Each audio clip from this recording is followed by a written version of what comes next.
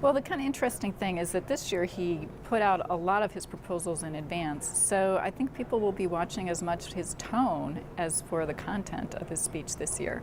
How energetic is he? How conciliatory? How optimistic?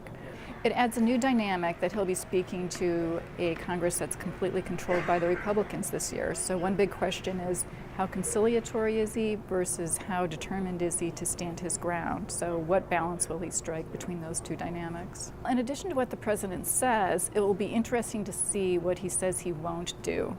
He's already put out 5 veto threats, so will he lay down some more markers for this Republican Congress of areas where he just won't go? It's pretty predictable how the Republicans will respond to his speech, but one big question is, how will the Democrats respond? Some of those, particularly on the left end of the party, are nervous that he's going to give away too much to the Republicans. So how do they react to what he promises, and are they muted in their response? Occasionally we get these unusual moments that are unexpected and come up.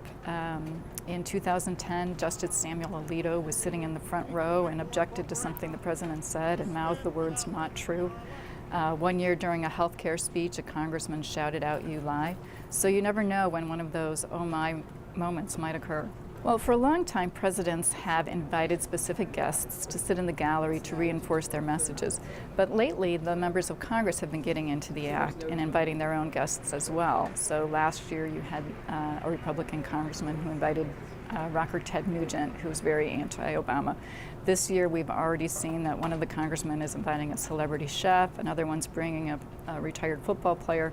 So it's anyone's guess who will be in the galleries tonight.